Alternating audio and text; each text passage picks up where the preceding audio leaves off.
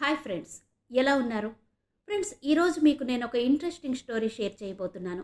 అదేంటంటే, ఒక ముస్లిం అమ్మాయి తెల్లవారుజామున 2 గంటలకు కేదార్నాథ్ ఆలయ గర్భగుడిలోకి ఎవ్వరికీ తెలియకుండా ప్రవేశించినప్పుడు అసలు అక్కడ ఏం జరిగింది? ఆ తర్వాత అక్కడ ఎటువంటి పరిణామాలు చోటు చేసుకున్నాయి? ఇలాంటి విషయాలు ఈరోజు ఈ వీడియోలో నేను మీకు చెప్పబోతున్నాను.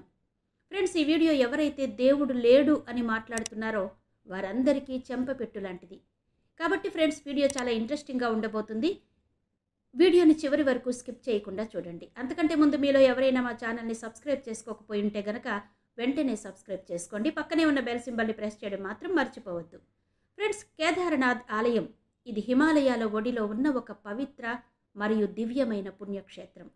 శివుడి 12 జ్యోతిర్లింగాలలో కేదార్నాథ్ అత్యంత ముఖ్యమైనదిగా చెప్తారు. ఇది మాత్రమే కాదు, ఈ కేదార్నాథ్ చార్ధామ్లలో అత్యంత ముఖ్యమైనదిగా పరిగణించబడుతుంది. కేదార్నాథ్ ఆలయంలో ప్రతిరోజు ఎన్నో అద్భుతాలు జరుగుతాయని భక్తులు చెప్పుకుంటూ ఉంటారు. ఫ్రెండ్స్, కేదార్నాథ్ ఆలయం మొత్తం కూడా రాళ్లతో నిర్మించబడింది. వేలాది సంవత్సరాలుగా అనేక ప్రకృతి వైపరీత్యాలను ఎదుర్కొన్నప్పటికీ ఈ ఆలయం నేటికి ఎంతో దృఢంగా నిలబడింది. కేదార్నాథ్ ఆలయం యొక్క ప్రశాంతత, దాని శక్తి మరియు సహజ సౌందర్యం ప్రతి హిందువుకు దివ్యానుభూతినిస్తుంది. కేదార్నాథ్ ఆలయానికి ఎవరు వచ్చినా వారికి నిజమైన మోక్షం లభిస్తుందని చెప్తారు. అయితే ఇలాంటి కేదార్నాథ్ ఆలయంలో ఒక ముస్లిం అమ్మాయి రాత్రి 2 గంటలకు ఎవ్వరికంటా పడకుండా దొంగతనంగా ఆలయం లోపలికి వెళ్ళింది. ఆ తర్వాత అమ్మాయికి ఏం జరిగింది అనేది ఈ మొత్తం స్టోరీ. సో ఆలస్యం చేయకుండా వీడియోలోకి వెళ్ళిపోదాం, పదండి. ఫ్రెండ్స్, ఈ ఘటన రాజస్థాన్లోని ఆగ్రా నగరంలో మొదలైంది. శివాని అనే అమ్మాయి అక్కడ కాలేజీలో చదువుకుంటోంది.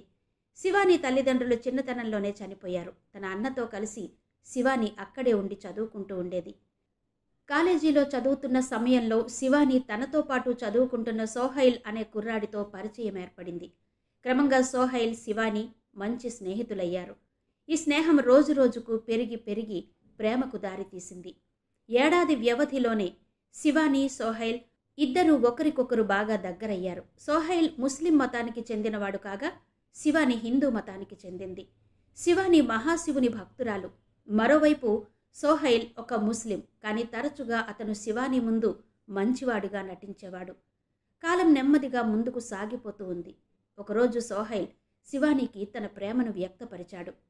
శివాని కూడా సోహైల్ని ఎంతగానో ప్రేమించింది. కానీ సోహైల్ ముస్లిం అబ్బాయి కావడం వలన ఆమె అన్నయ్య అతనితో శివాని పెళ్లి జరగనివ్వలేదు.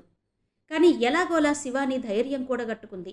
సోహైల్ గురించి తన సోదరుడికి చెప్పేసింది. అది విన్న శివాని అన్నయ్య శివానీని చాలా తిట్టాడు. అంతేకాదు, ఆమెను చాలా మందలించాడు కూడా. నువ్వు కనుక ముస్లిం అబ్బాయిని వివాహం చేసుకుంటే నీ జీవితం నరకమవుతుంది అని చెప్పాడు.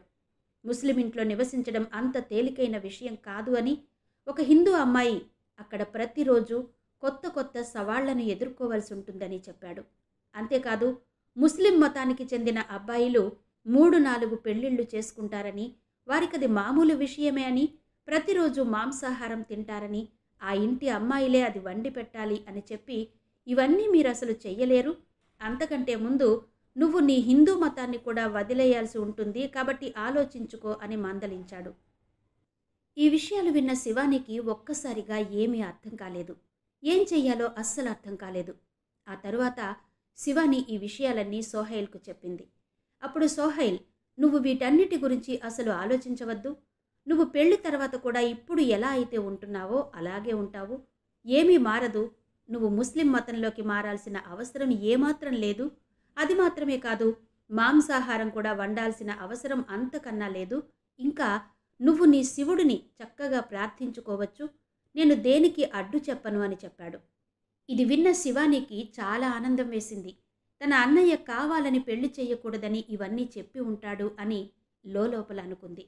ఇంతలో సోహైల్ తన ప్రేమను మరొక్కసారి శివానికి చెప్పడంతో శివాని కూడా చాలా బాగా సోహైల్కి అట్రాక్ట్ అయింది. శివాని తన అన్నని కాదని సోహైల్ని పెళ్లి చేసుకోవడానికి నిర్ణయించుకుంది. శివానికి సోహైల్ మీద ప్రేమ కారణంగా ఇద్దరూ పెళ్లి చేసుకుందామని నిర్ణయించుకున్నారు.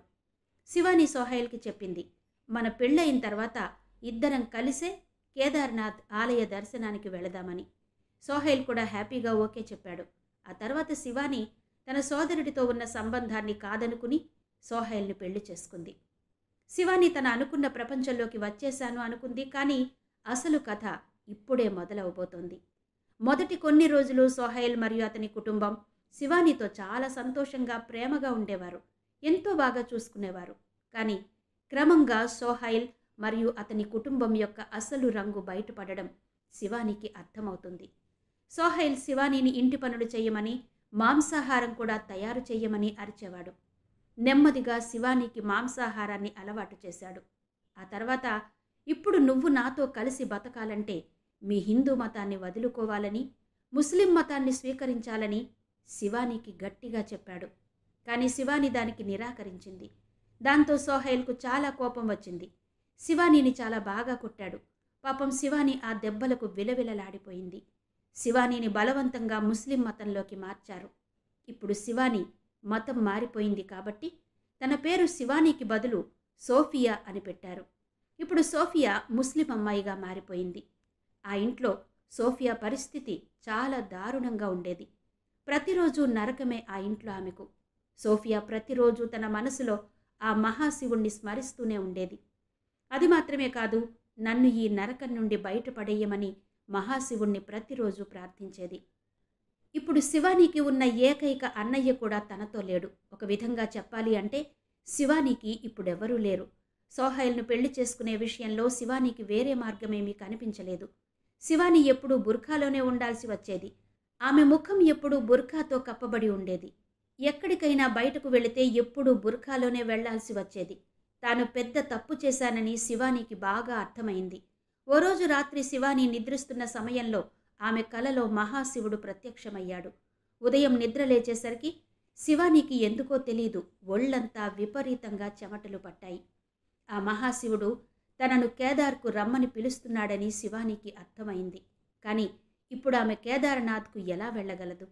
అసలు ఆమెను ఇంట్లో నుంచి బయటకు కదలనిచ్చేవాడు కాదు సోహైల్. అలాంటిది అంత దూరం ఎలా వెళ్ళనిస్తాడు? అర్థమవలేదు. శివానీకి వెంటనే ఒక ఆలోచన వచ్చింది. శివాని తన భర్తతో ఢిల్లీలో ఉండే తన అత్త చనిపోయిందని సోహైల్కి చెప్పింది. ఆమె అంతిమ యాత్రకు నేను తప్పకుండా వెళ్ళాలి అని చెప్పింది. కానీ సోహా దానికి ఒప్పుకోలేదు. కానీ సోఫియా వదలలేదు. నేను ఖచ్చితంగా వెళ్ళాలి, నమ్మకం లేకపోతే నువ్వు కూడా నాతో పాటే అక్కడకు వచ్చి నన్ను దింపేసి వెనక్కి వచ్చేయ్, నేను ఆ పనులు పూర్తి చేసుకుని ఇంటికి వస్తాను అని చెప్పింది. అప్పుడు సోహైల్, నాకు టైం లేదు, వెళ్ళాలనుకుంటే వెళ్ళి 2 రోజుల్లో తిరిగొచ్చాయి. శివాని చెప్పిన ఈ సాకు బాగా పనిచేసింది అనుకుంది మనసులో. శివాని వెంటనే బ్యాగ్ సర్దుకుని ఉత్తరాఖండ్ బయలుదేరింది. శివాని ఆగ్రా నుంచి హరిద్వార్కు వచ్చింది. శివానికి అసలే చాలా తక్కువ సమయం ఉంది కాబట్టి ఆమె చకచకా తన ప్రయాణాన్ని సాగిస్తుంది. సమయం చాలా వేగంగా ముందుకు వెళ్తుంది. ఆమె మొదట హరిద్వార్ చేరుకుంది. హరిద్వార్ నుంచి నేరుగా సోన్ప్రయాగ వెళుతున్న బస్సును శివాని పట్టుకుంది. కేదార్నాథ్ ప్రయాణం హరిద్వార్ నుంచే మొదలవుతుందని మీకు తెలుసు కదా. హరిద్వార్కు రైలు మార్గం ఉంది. దీని తరువాత మీరు హరిద్వార్ నుంచి బస్సు లేదా ట్యాక్సీ ద్వారా 250 నుండి 300 కిలోమీటర్ల దూరంలో ఉన్న సోన్ప్రయాగకు వెళ్లాల్సి ఉంటుంది. ఇప్పుడు సోఫియాగా మారిన శివాని బస్సులో సోన్ప్రయాగ్ వెళ్తోంది.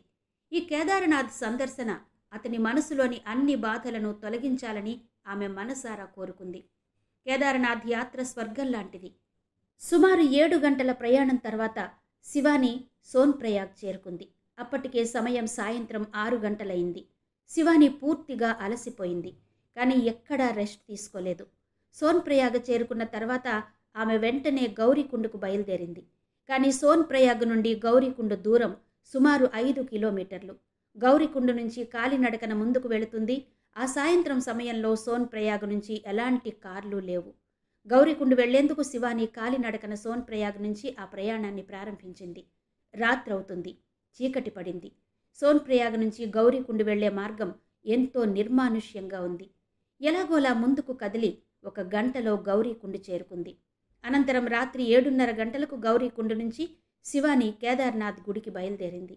అంత అర్ధరాత్రి నిర్మానుష్యంగా ఉన్న ప్రాంతం. శివాని తప్ప ఎవ్వరూ అక్కడ లేరు. ఆ రాత్రి చీకట్లో ఎలాగోలా ముందుకు నడుస్తోంది శివాని. రాత్రి 12 గంటలైనా కూడా శివాని ఇంకా కేదార్నాథ్ ఆలయానికి చేరుకోలేదు. మరుసటి రోజు రాత్రికి తాను ఆగ్రాకు తిరిగి ఎలా అయినా వెళ్ళిపోవాలి. అర్ధరాత్రి 1 గంట సమయంలో ఎట్టకేలకు శివాని కేదారనాథ్ ఆలయం చేరుకుంది. శివాని అర్ధరాత్రి 1 గంటకు కేదారనాథ్ ఆలయానికి వచ్చేసింది. అయితే ప్రతిరోజు రాత్రి 8 గంటలకు చివరి దర్శనం అయిపోగానే ఆలయ తలుపు మూసేస్తారు. శివాని గుడికి చేరుకునే సమయానికి గుడి తలుపు మూసే ఉంది. శివాని అక్కడి చుట్టుపక్కల ఉన్న సన్యాసులని గుడి తలుపులు ఎప్పుడు తెరుస్తారు అని అడిగినప్పుడు ఉదయం 4 గంటలకు తెరుస్తారు అని చెప్పారు. కానీ శివాని మరుసటి రోజు ఎలాగైనా ఆగ్రాకు తిరిగి వెళ్ళిపోవాలి.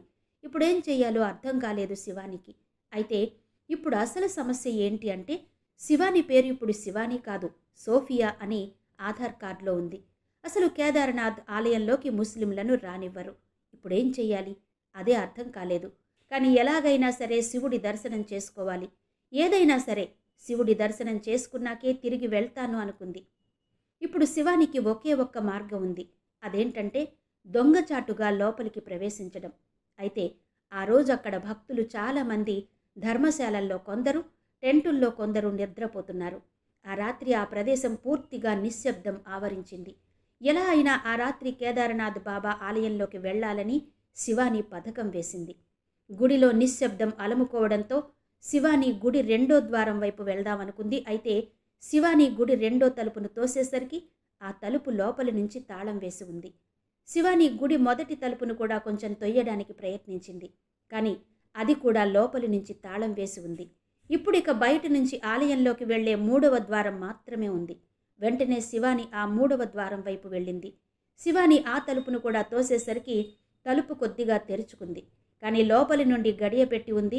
శివాని నెమ్మదిగా ఆ తాళం తెరవడానికి ప్రయత్నించింది. కానీ కుదరలేదు. ఎలాగోలా శివాని చివరకు చిన్న పిన్ సహాయంతో తాళం తెరవగా అది తెరుచుకుంది. శివాని వెంటనే ఆ మహాశివుని గర్భగుడి వద్దకు వెళ్ళింది.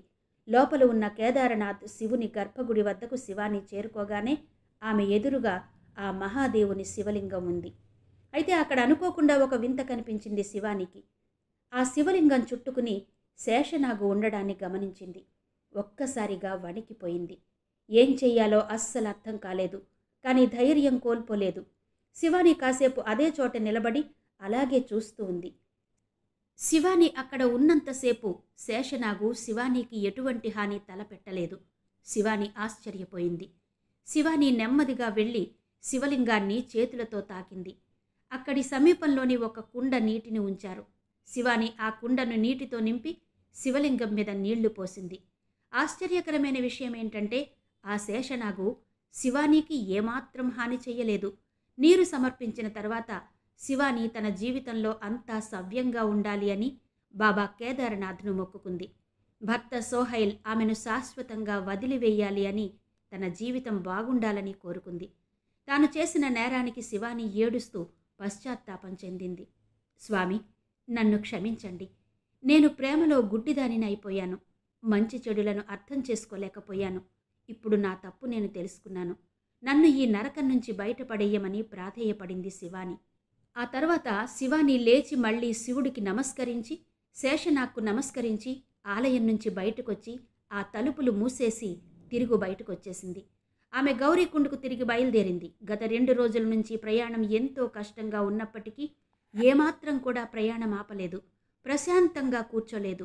ఆ దేవదేవుని దర్శనం ముగించుకుని వెంటనే శివాని ఆ రాత్రి సమయంలో గౌరీకుండకు వెళ్ళిపోయింది.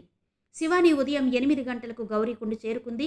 గౌరీకుండ నుంచి సోన్ప్రయాగ్ చేరుకుని తిరిగి బస్సులో హరిద్వార్ బయలుదేరింది. హరిద్వార్ నుంచి ఆగ్రా చేరుకున్న ఆమె తిరిగి సోహైల్ చెప్పిన సమయానికి ఇంటికి వెళ్ళిపోయింది.